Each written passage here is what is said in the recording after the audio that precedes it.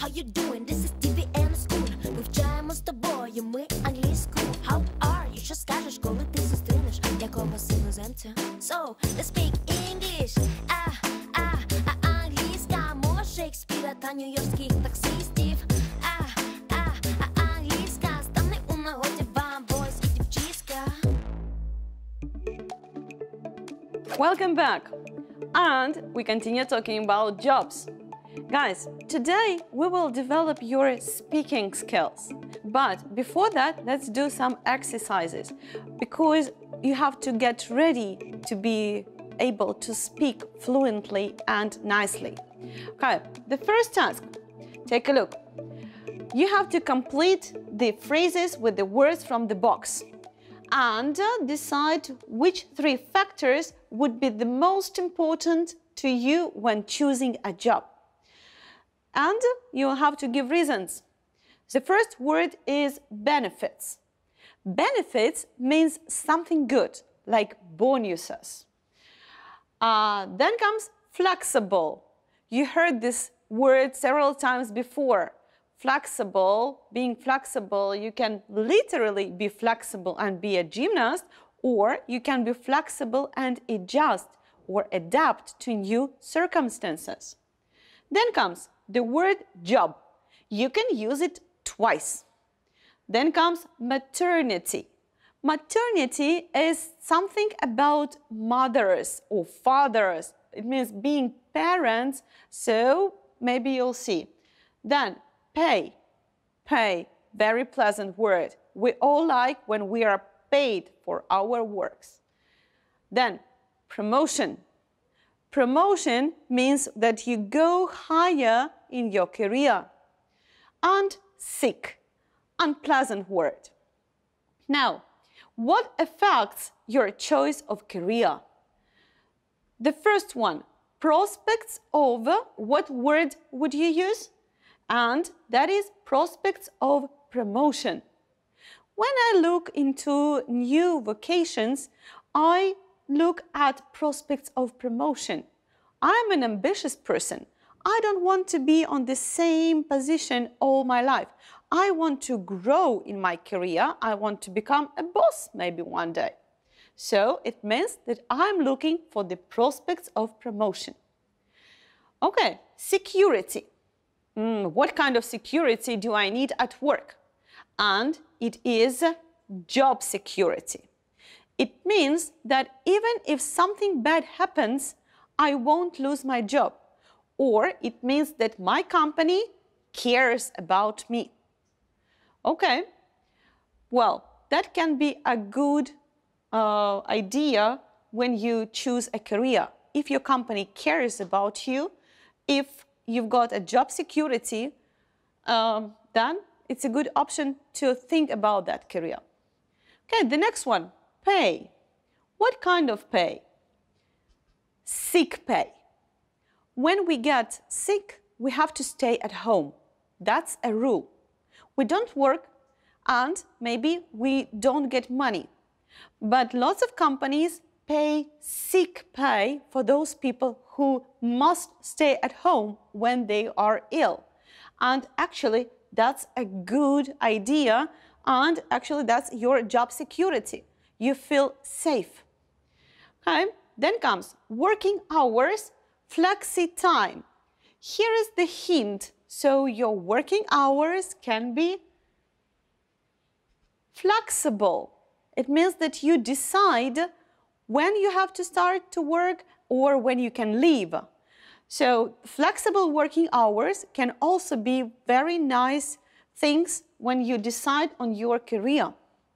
Then comes fringe or perks. That's a really pleasant thing. Fringe benefits or perks. Every month you get your salary, but once a year or once in half a year, you can get perks or benefits or bonuses in money terms, or your company can provide you, for example, a car or a medical insurance or a free education to your kids. These are all perks. They are not given to you as money, but they are given to you as services or something that makes your life easier and more comfortable. Very nice thing to think about when you're choosing your career. If the company gives you fringe benefits or perks, they really care about you. The next one, satisfaction. What kind of satisfaction? And of course, it's job satisfaction. When you are satisfied, when you love your job, then you don't feel that you are kind of a slave. You want to work, you're doing what you like, and you feel happy. That's why if you are satisfied with your job, that's a very nice career. Okay, then comes holiday pay. Holiday pay means when you are off work, when you are off duty, but still you get money. You earn those money throughout all the working year, and the company pays you that holiday pay for you to have a nice rest, relax, and again get ready to your work. And the next one is maternity or paternity leave. In lots of countries of the world, not only mothers stay with the kids when the kids are babies after the kids are born, but of course the fathers can also stay with their kids. For example, in Sweden, both parents have to share this leave and spend equal amount of time with their kids. Not only mothers stay at home with the newborn babies, but also fathers. That's a very nice idea. It helps people to save their careers and continue working and not just stay at home for long period. Okay, the next one. We need to talk about the career path, your career life. And let's put the following sentences about Mark's career into the correct order. I will give you several minutes to take a look at these sentences, and then you will have to arrange them to become one story of Mark's life. Moreover, I want you to write down the words and phrases you will see in bold like big font. And then I'd like you to make your Quizlet vocabulary with them. Okay, guys? A minute for you to watch it, and then we'll start doing the task, okay?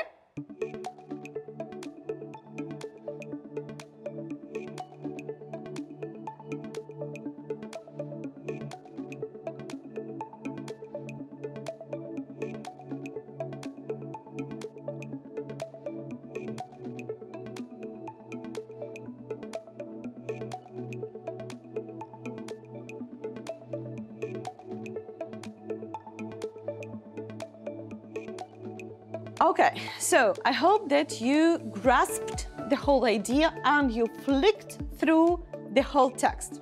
So the first sentence is, after graduating from university, Mark decided to apply for a job as a junior engineer. That is the first step of his career, and I'd like you to write down the phrase apply for a job. Means ask for a job and write your CV and cover letter. Okay?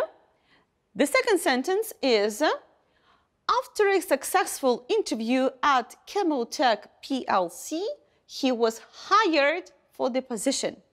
Okay? Would you please write down the phrase was hired or to be hired? What happened next to Mark? And the next is that Mark worked diligently for several years and eventually got promoted to the position of senior engineer. Write down the phrase to get promoted. Okay, the next, what happened to him is Chemotech ran into financial difficulties during the economic crisis and Mark was laid off. Well, he was made redundant. They made him leave. And so write down the phrase to be laid off. Next, due to his extensive experience, he quickly got hired by another company as a chief engineer. So he got hired, write down the phrase to get hired. Then what happened to him next? Mark felt he needed a change in his life, so he decided to hand in his notice and start a new career. Well, in sentence number 4, Mark was laid off. It means that he was fired, he was made redundant. He didn't want to go, but the company had to do that because of the economic crisis. But in sentence number 6, you see the other phrase. And would you please write it down? It is to hand in his notice. So you write down to hand in somebody's notice or my notice. And that means that you come to your boss and you want to leave the job. So he wanted a change in his life and he came to his boss and he started a new career. So what kind of career? He decided to become self-employed and start his own business as a consultant. Would you please write down the phrase to become self-employed and start your own business as a consultant? Okay? Then, the last one, actually, after 20 years of running his own business, Mark decided to retire early. Okay, so running his business, he had his own company, and he decided to retire. Maybe he got enough money for his retirement. Okay, guys, so you can see these words in bold. Was hired, applied for a job, was laid off, got hired, become self-employed, start his own business, and so on. You will need those phrases when you will make your own speech about your future career. Okay, now you are ready to be prepared for your speech. I want to give you 5 steps that would help you to make a good presentation, and they are actually really simple to remember. They are the basis steps. You can see this word basis. Very easy to remember those things. Okay, so the first step is B, brainstorm. A, audience. C, slides. I, ideas. And S, simulate. And it makes the word basis. Let's cover each letter and get ready for your presentation, oral presentation. So the first letter, B, for brainstorm. Well, when you have to make a speech, when you have to make a presentation, you have to get all your ideas into one point. I usually use mind maps. Well, you can make such maps on the paper, or you can use special apps that there are just numbers of them on the internet, and they are very handy. You can edit them, you can allow other people come and join and edit your brain, and edit your mind map. And actually, those mind maps are really helpful. So you place the main topic inside of a big circle in the center of your page, and then you make the other lines and you join them all around, and you write all your ideas all the way around one big circle. So, and you connect all the information. You can put some arrows and lines to join all the ideas. And then they indicate the relationship between the information you have. Okay, that was the first word, brainstorm. Get everything you know on the topic and think. The second one is audience. When you are getting ready to your presentation, you have to keep in your mind whom you are addressing to. Well, your present-day audience may be your peers, your classmates, and your teachers if you pass the tests, or the instructors. So you have to take into account who you are addressing. If you're addressing your peers, your fellow students, that's totally different from the teachers and from the exam tasks.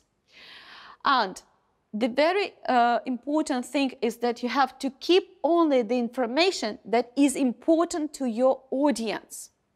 If you tell something that is not important to your audience, they lose attention and they don't listen to you. So if you add unnecessary information, you will end up losing your audience attention and your important message will get lost.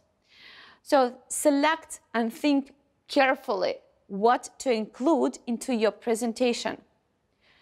The next step of a good presentation are actually slides. Different people receive information in different ways. For somebody, it's better to listen. For somebody, it's better to see. For somebody, it's better to touch. And we are all different, and that's actually okay. So maybe among your audience will be people who are better in visualizing objects, and that is why you need the slides. So they listen and they need the picture. So when you're making slides, you have to remember what to say. You don't need to write everything on your slide. Put the basis information and talk more than people can read. Well, people mostly can read. Don't read for them. Make a presentation with little text, but speak mostly.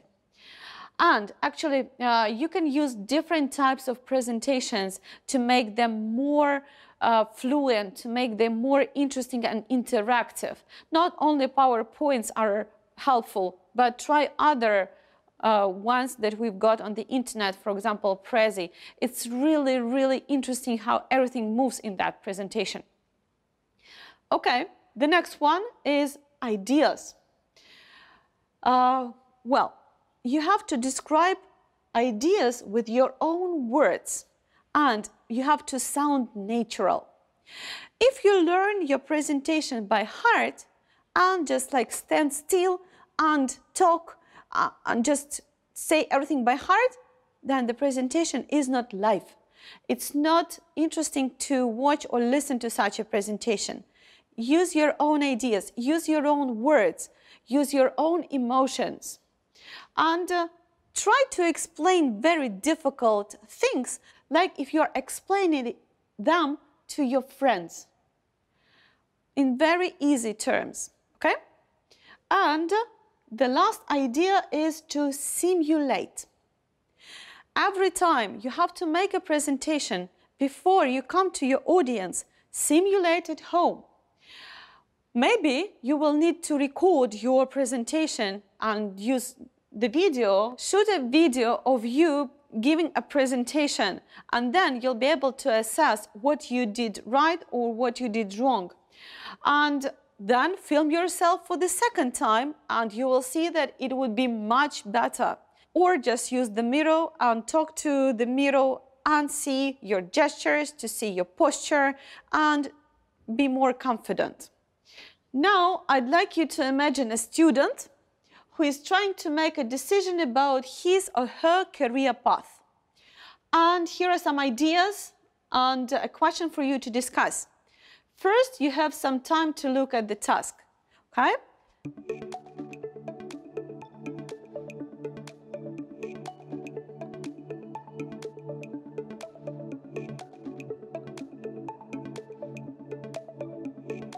Well, as I said, I put a huge cloud into the middle, and it says what might people have to consider when deciding on a career path. Do you remember the first exercise? Like we had there like sick leave, job security, and so on. Then I've got several other ideas on how to continue your path. Maybe start their own business, get a university education, work as a volunteer to help people who are suffering, learn a trade through an apprenticeship, and work abroad to get new experiences. Well, you've got a minute think of it, and then I'll make my presentation just kind of on the spot one.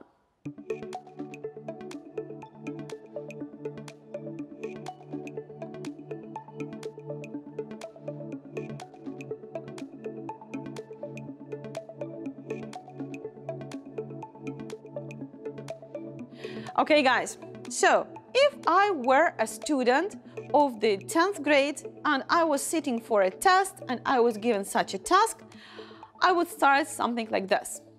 Okay, so what might people have to consider when deciding on a career path? I am an undergraduate, so first of all, I have to think of a gap year or getting a university education. I think that I'm not ready to start my university degree just right after school. And I think that before getting a university education, I would take a gap year and work as a volunteer to help people who are suffering. Maybe I will go abroad and work abroad to get new experience and to strengthen my English. I'm not sure if I want to get a scientific degree. That is why I'll try to learn a trade through an apprenticeship. I think that I will try myself in kind of a hairdresser job or something like that. I'll try to be a student, a pupil of a good master and learn a trade, maybe. And I think that after my gap year and my voluntary work and my period of apprenticeship, I'll be ready to get a university education. I think that for some time I will continue working for the company after getting my university education, and then I think I'll consider starting my own business because I have got some ideas and I want to work for myself. I want to have flexible hours. I want to be more free in the choice of work. Well, that's my answer. Maybe your answers will be even better, and I'm sure that they will be even better. So use this mind map and talk for a minute or two using all the phrases you've got on the screen. Make the print screen or take a photo and then practice at home. Okay, guys, let's continue. Here is the other exam task you may see while passing tests in English, and it says, describe a successful small business that you know and admire. You should say what the business is, who runs the business, what admires you in it, and explain why you think it is successful. Those dots are called the rubric, and they are a must. They are obligatory to be spoken about. You cannot omit those aspects. You have to cover them. And I've got a sample answer. Let's read it. And you will see how the other student answered it. Okay, let's read it. I remember 2 years ago, they only had one business in our city. It quickly became one of the favorite spots for the youth to get together. Now they have expanded with franchises in almost every corner of my city. The fame of the cafe has spread by word of mouth, and in my case, a friend told me about it. The owner of the chain is a young woman who is only 31 years old and at the moment. Since I have already been interested in opening up a small cafe or restaurant of my own, I admire her work a lot. She has successfully created a brand new name of real food in the environment of a modern, energetic and urban cafe, introducing the foreign lifestyle to our rustic city. Every time I have visited this restaurant, it has always been full, and this applies to all other cafe locations in our city, not just one specific place. Recently, the group announced that it had raised a $5.5 million investment from overseas funds. This proves that the cafe chain is considered to have a great potential in developing further and becoming even more successful in the future. Well, that's an exemplary answer. The person covered all the rubric and answered all the questions. And I'd like you to write down the phrases you see in bold and maybe to look through this answer once again.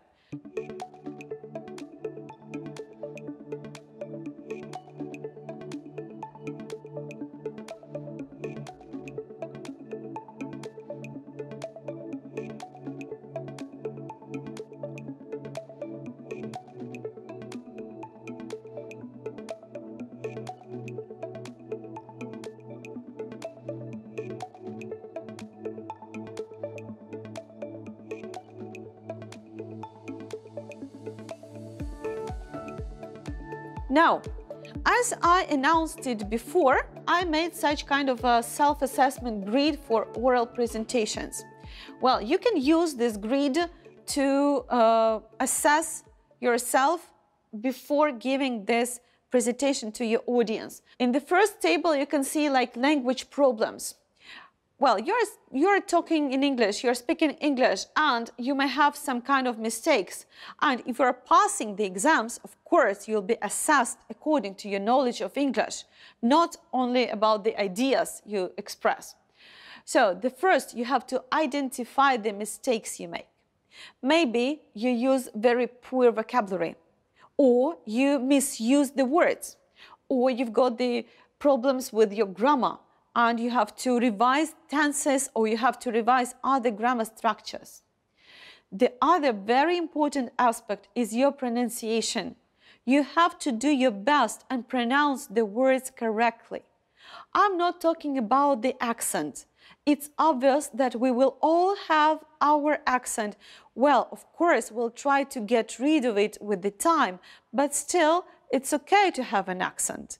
But you have to pronounce the words correctly. It means to put the stress on the correct place and so on. Then, the second aspect that you have to assess is the communicative performance. And there you've got voice, speech flow, eye contact, body language, and memorization. Well, if you're talking too slowly, or if you are talking too quietly, or if you are talking too loudly and expressing yourself like this, that's not okay. Yeah? So try to make the best eye contact. Try to find your most natural flow of your speech. Don't be too slow. Don't be too fast. Be natural and don't use too much body language. Nobody needs that. Use decent amount of your body language, okay? Well, and you've got this grid to help you if it's okay or you have to improve.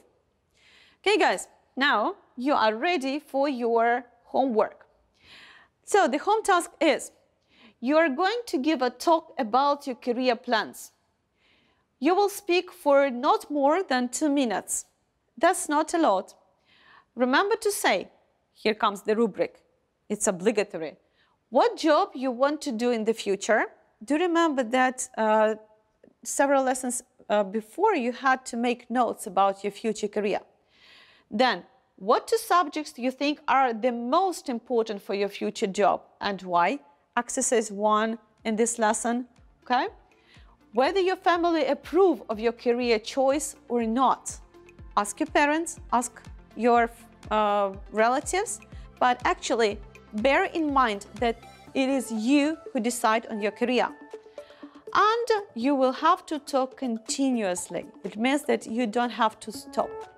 You may use the presentation if you need, if you are allowed to use it at your schools, and make your speech. I hope that you got all the necessary information you need to get ready with your home task, and I hope that this lesson was really helpful to you. Love English, stay tuned, and wash your hands. Bye.